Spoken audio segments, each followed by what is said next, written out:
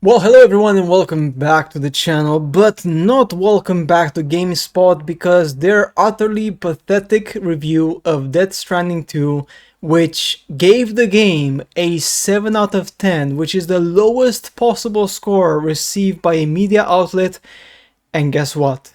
They are giving it to this game because it has questionable tropes about women. So basically, Death Stranding for Gamespot is sexist.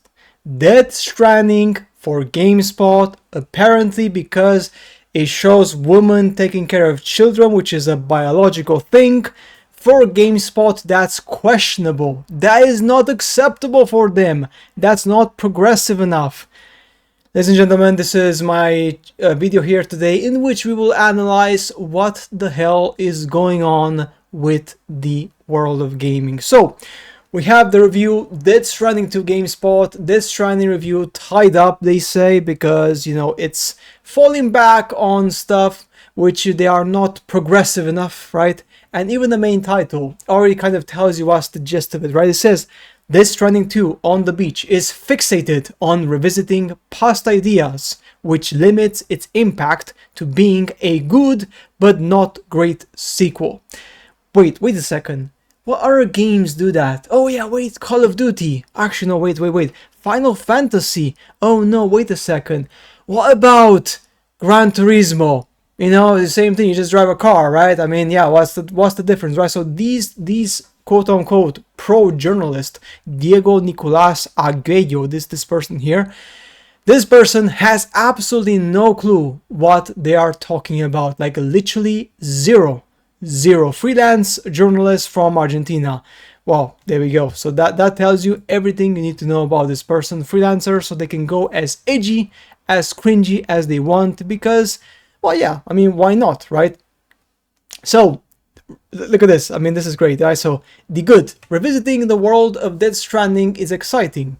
Photorealistic visuals are stunning even on a base PS5 model. Actually, it's quite good. I mean, I've seen some videos and some reviews at the game. Even on the base version, it looks amazing. The differences between PS5 Pro and PS5, there are also some small differences there, like especially like the polygons, the distance, and some of the shaders are slightly better. So yeah, it gives you a bit of a better polished experience. But overall, doesn't matter which console, you don't need a PS5 Pro to enjoy it because it looks just absolutely stunning on both consoles. Core gameplay is still unique. Great stuff. Now the bad. What's the bad? Repetitive story beats that are too close to the first game. Focus on weapons and spectacle detracts from uniqueness. Oh my god, these people did.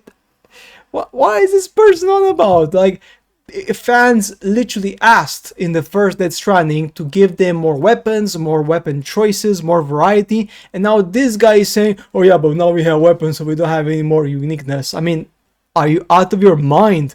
Friction is lost, rendering some challenges superficial. Questionable tropes around women, again, what? And boss fights are unimaginative. Boss fights are unimaginative, mate. I saw like the reviews from other websites, IGN for example, and they said the boss fights are really good. Right, so there we go. There we go, guys. Apparently there's nothing but praise from most media outlets about Death Stranding 2, except from GameSpot, because negative tropes around women. Get these activists out of the gaming industry ASAP, right? And that's the problem. This is not about the game. This is not about the game. Really important, guys. This is not about the game. This is about politics. This person, this reviewer, all right? This person here, Diego Nicolás Arguello, this person, this is really important. He is talking about his own political view, about progressive views, about how a woman should be in the 21st century, and he is trying to project that idea into the game. Basically, he is saying, from his point of view, women should not be taking care of children or stuff like that, or they should not be combing their hairs. They should go super core cyberpunk with guitars and whatever, because otherwise it's questionable. That's right, it's not progressive enough. I mean, man, what are you going on about, man? like women who are pregnant, women who enjoy having their photo taken, and worst of all, women with feet, right? So yeah, apparently Death Stranding on the beach suffers from the cardinal sin of featuring women. That's right, that's the problem. Look at this. This is like the part here which they say, this obsession with honoring past legacy also carries the baggage of some of the series' worst tropes, particularly around the portrayal of women, which is in the first game was also guilty of. While I can't speak with authority about some of the sequel's plot lines, including one involving a phenomenon around childbirth, some scenes caused an exhausting déjà vu. There's an unskippable photography minigame featuring 3 women posing in front of the camera, as well as a central character who often takes her shoes off as crew members take a running commentary about this habit. The camera pans during the cutscenes aren't as excessive as, say, the treatment around Quiet in Metal Gear Solid 5, The Phantom Pain, but it all feels unnecessary. So this person is basically a closet person, right? And since you're witnessing photorealistic depictions of real-life actors, it can slip into being a bit weird. No, it's not. I mean, why is it weird? Because you find it weird, so you're portraying your own personal ideas about this, right? Let's look at this person. So we have him. All right, so he's on Blue Sky, and he is him, as you can see here. So that kind of tells you everything you need to know. When you use pronouns, you know that people playing the pronoun game are people who like to virtual signal non-stop because they believe that they somehow, for some reason, have a moral high ground, and that they're using the pronouns because they believe that by using pronouns, they are somewhat, I don't know, educating you onto the new world, onto the progressive ideology, right? I mean, this is what they believe, right? They believe that they have the moral high ground, and by using pronouns, they are more intelligent or more advanced, or they are more progressive than you, and you are basically behind. This is why this person believes that the game deserves a 7 out of 10. I mean, what is going on with you people, man? What is going on? But yeah, I just cannot believe I am seeing this in front of me, to be honest. I mean, this is just absolutely shocking, man. This is absolutely shocking. What's wrong with you people? Why? I mean, this is literally like self-righteous clickbait journalism. That's right. I mean, that is literally it. He's doing the self-righteousness. He's trying to educate people into what he believes is his own point of view, his own politics about the world, and he's trying to basically convince you that that's questionable, right? So, leave politics at the door, and when you review a game, you review the freaking game. You don't bring in your own views of what society should be like and try to portray it on the game like that, because when you do that, you look like a fool. And that's the problem. When you do that, you are literally saying to everyone that your own social justice political views are more important than anyone else. Just wait a second. How does that even give you authority? Like, how do you even believe that you have the authority to push your political views onto your audience and score down the game because of that?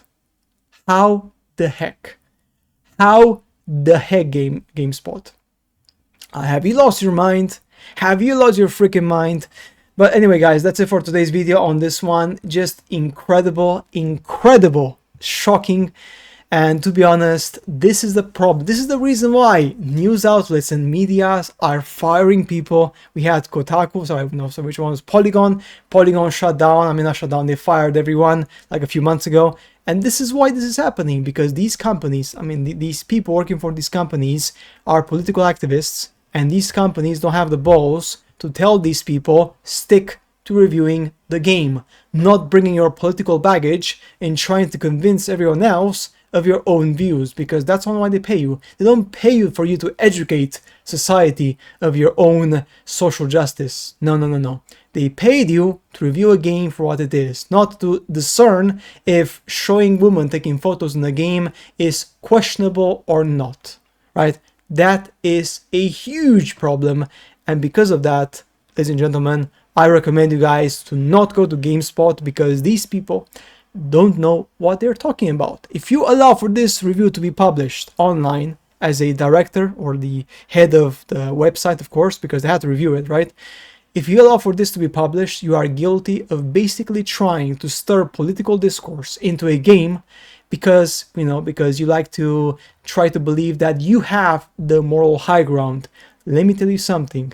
Nobody has the moral high ground. You should never use your work, your professional position, to try to push your politics onto other people. Unless you're a politician, which is obviously your job to push your political views. If you're not a politician and you do games, entertainment, stuff like that, right?